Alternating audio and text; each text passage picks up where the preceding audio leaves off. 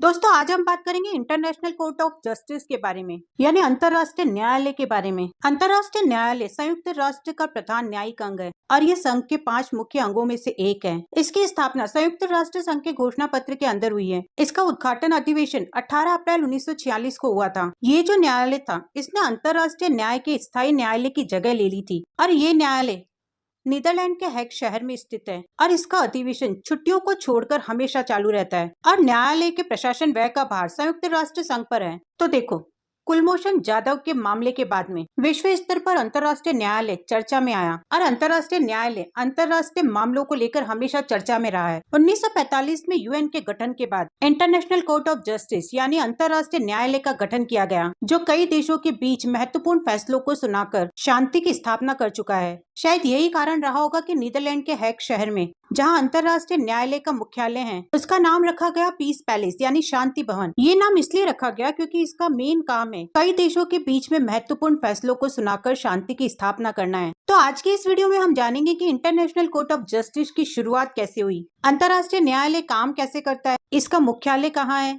इसका गठन कैसे हुआ और अंतर्राष्ट्रीय न्यायालय का क्षेत्राधिकार क्या है। तो अंतर्राष्ट्रीय न्यायालय, जिसे इंटरनेशनल कोर्ट ऑफ जस्टिस संयुक्त राष्ट्र चार्टर द्वारा 1945 में स्थापित किया गया था और उसने 1946 अप्रैल में काम करना शुरू किया था। ये संयुक्त राष्ट्र संघ यानी यूएन का प्रमुख न्यायिक अंग है। अंतर्राष्ट्रीय न्यायालय का मुख्यालय हैग नीदरलैंड में है, जिसे पीस पैलेस के नाम से जाना जाता है। ये जो न्यायालय है, ये संयुक्त राष्ट्र के 6 प्रमुख अंगों में से एक है और ये केवल एकमात्र ऐसा अंग है जो न्यूयॉर्क में यानी संयुक्त राज्य अमेरिका में स्थित नहीं है, क्योंकि बाकी के 5 अंग अमेरिका के न्यूयॉर्क में स्थित है। जैसा कि मैंने आपको पहले ही बता दिया था कि इसका अधिवेशन छुट्टियों को छोड़कर हमेशा चालू रहता है और इस न्यायालय के प्रशासनिक व्यय का भार संयुक्त राष्ट्र संघ उठाता है। अंतर्राष्ट्रीय न्यायालय में 15 न्यायाधीश हैं जो संयुक्त राष्ट्र महासभा और सुरक्षा परिषद द्वारा 9 साल के कार्यकाल के लिए चुने जाते हैं और एक खास बात यह है कि इन्हें दोबारा भी चुना जा सकता है और तीसरे साल में इन 15 न्यायाधीशों में से जो 5 न्यायाधीश होते हैं उन्हें दोबारा भी चुना जा सकता है। अंतर्राष्ट्रीय न्यायालय में 15 न्यायाधीशों में से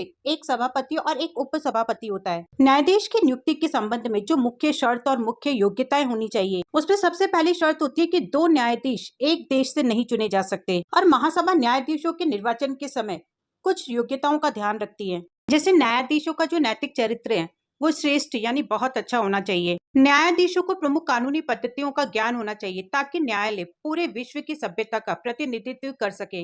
अगर न्यायाधीश अपने देश के सर्वोच्च न्यायाधीश के पद पर आसीन हो रहे हैं तो उनमें नियुक्ति संबंधी योग्यताएं जरूर होनी चाहिए। मतलब इन न्यायाधीशों के पास अंतर्राष्ट्रीय विधि में मान्यता प्राप्त योग्यता होनी चाहिए। और अभी भारतीय जज के तौर पर यहाँ पर दलवीर भंडारी है। अंतर्राष्ट्रीय न्यायालय में दलवीर भंडारी को नवंबर 2017 में दोबारा चुना गया था। अंतर्राष्ट्रीय न्यायालय में अपने पुनर्निर्वाचन के लिए भंडारी और ब्रिटेन के क्रिस्टोफर ग्रीनवुड के बीच कांटे की टक्कर थी, लेकिन फिर हुआ क्या, ब्रिटेन ने अपना प्रत्याशी वापस ले लिया और भंडारी की जीत पक्की हो गई। अब जस्टिस भंडारी का जो कार्यकाल है वो 9 साल का होगा। संयुक्त राष्ट्र महासभा में जस्टिस भंडारी को 193 से 183 वोट मिले, जबकि सुरक्षा परिषद में सभी 15 मत भारत के पक्ष में गए। इसलिए इस चुनाव के लिए न्यूयॉर्क में स्थित संगठन के मुख्यालय में अलग से मतदान करवाया गया था। तो देखो, न्यायाधीशों का जो निर्वाचन है वो चुनाव सुरक्षा परिषद और महासभा द्वारा 9 वर्ष के लिए किया जाता है। न्यायाधीशों का चुनाव जाति भेद, रंग भेद और धर्म भेद के आधार पर न होकर योग्यता के आधार पर किया जाता है। अब ये जो व्यक्ति होते हैं ये अपने राष्ट्र में विधिवेता के रूप में ख्याति पा चुके होते हैं। तो यहाँ पर विधिवेता का मतलब है कानून के विद्वान, यानी कानून के जो विद्वान है उन्हें विधिवेता कहा जाता है। और ये जो व्यक्ति थे ये अपने राष्ट्र में विधिवेता यानी कानून के विद्वान के रूप में फेमस हो चुके थे। जैसे भारत के विश्व विख्यात विधिवेता डॉक्टर भीमराव अंबेडकर हैं। अब देखो क्या होता है कि निर्वाचन से पहले स्थायी निर्वाचन पंच निर्णय के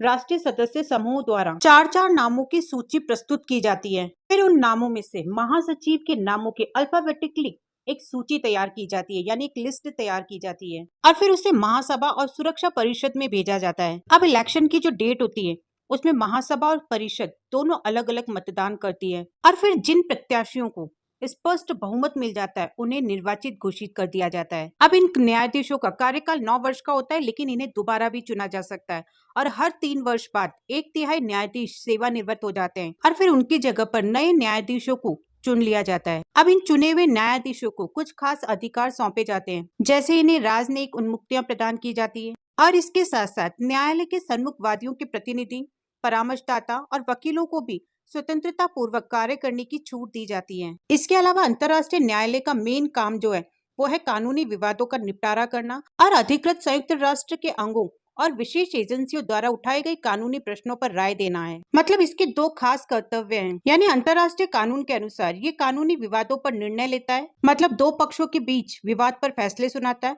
और संयुक्त राष्ट्र की इकाइयों के अनुरोध पर राय देता है। न्यायालय की जो गणपूर्ति है वो न्यायालय के विधान के अनुसार इसमें 15 न्यायाधीशों के अलावा अस्थायी न्यायाधीश नियुक्त करने की व्यवस्था है और न्यायालय की गणपूर्ति 9 रखी गई है। न्यायालय की जो भाषा है वो फ्रेंच और इंग्लिश है, लेकिन दूसरी भाषाओं का भी इसमें उपयोग किया जा सकता है। अब बात करते हैं इनकी कार्यप्रणाली और प्रक्रिया के बारे में। अंतर्राष्ट्रीय न्यायालय में वाद प्रस्तुत करने की एक निर्धारित विधि है। जैसे न्यायालय के सामने वाद दायर करने के लिए न्यायालय के रजिस्ट्रार को याचिका और उसके साथ न्यायालय के क्षेत्राधिकार संबंधी विशेष समझौते की प्रतिलिपि भेजनी होती है। इस न्यायालय के सामने वो सारे विवाद रखे जा सकते हैं जिन्हें दोनों पक्ष उनके सामने रखना चाहता हो या जिनका संयुक्त राष्ट्र संघ के चार्टर या फिर किसी संधि के अनुसार न्यायालय में लाया जाना जरूरी हो। न्यायालय के सामने प्रस्तुत मुकदमों में वादी और प्रतिवादी केवल राष्ट्र ही हो सकते हैं, पर्टिकुलर कोई व्यक्ति नहीं हो सकता। मतलब ऐसे राष्ट्र जो संयुक्त राष्ट्र संघ के सदस्य नहीं है लेकिन फिर भी अपने विवाद का निर्णय इस न्यायालय द्वारा करा सकते हैं। न्यायालय के विधान के अनुसार मुकदमे के खर्चे का कौन सा हिस्सा गैर सदस्य राष्ट्र को देना पड़ेगा, इसका फैसला न्यायालय ही करेगा। इसमें मुकदमे की जो सुनवाई है वो आमतौर पे सार्वजनिक रूप से होती है, लेकिन न्यायालय खुद या फिर वादी प्रतिवादी की प्रार्थना पर बंद कमरे में भी मुकदमे की सुनवाई कर सकता है, क्योंकि न्यायालय को पूरा अधिकार है कि अपना निर्णय देने के पहले किसी व्यक्ति विशेष या फिर कमेटी द्वारा मुकदमे से संबंधित किसी भी विषय के संबंध में जांच करा ले और न्यायालय का जो निर्णय वो अंतिम समझा जाता है। निर्णय की अपील नहीं हो सकती।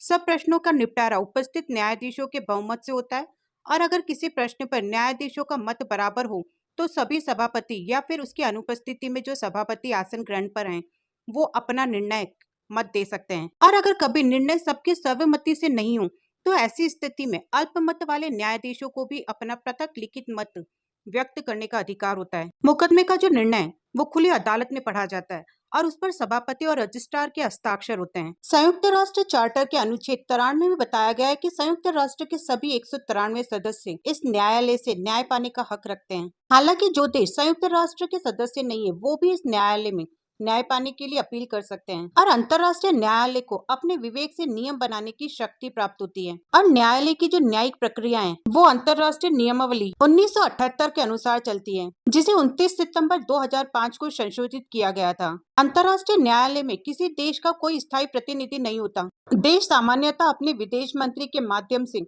या फिर नीदरलैंड में अपने राजदूत के माध्यम से रजिस्ट्रार से संपर्क करते हैं, जो कि उन्हें कोर्ट में एक एजेंट के माध्यम से प्रतिनिधित्व प्रदान करता है। को केस दर्ज करवाने से पहले न्यायालय के अधिकार क्षेत्र और अपने दावे के आधार पर एक लिखित आवेदन पत्र देना पड़ता है और फिर प्रतिवादी न्यायालय के अधिकार क्षेत्र को स्वीकार करता है और मामले की योग्यता के आधार पर अपना लिखित उत्तर दर्ज करवाता है। न्यायालय के निर्णय को क्रियान्वित कराने के लिए जो की जाने वाली जरूरी कार्यवाही होती है उसे तय करते समय सुरक्षा परिषद के 9 सदस्यों की स्वीकृति जरूरी होती है और इसमें 5 स्थायी सदस्य भी होने चाहिए। सुरक्षा परिषद जैसा जरूरी समझे वैसी कार्यवाही करेगी। वैसे ज्यादातर देखा गया है कि न्यायालय के निर्णयों का राज्य आदर करते हैं और अगर नहीं करते तो उन्हें विश्व जनमत के सामने झुकना पड़ता है। चार्टर के नियमों के अनुसार अंतर्राष्ट्रीय न्यायालय वादों का निर्णय करने में अंतर्राष्ट्रीय लॉ का प्रयोग करता है। जो मामले निर्णय के लिए अंतर्राष्ट्रीय न्यायालय में पेश किए जाते हैं उन मामलों में अंतर्राष्ट्रीय न्यायालय के न्यायाधीश निम्न विधियों का प्रयोग करते हैं, जैसे सामान्य या फिर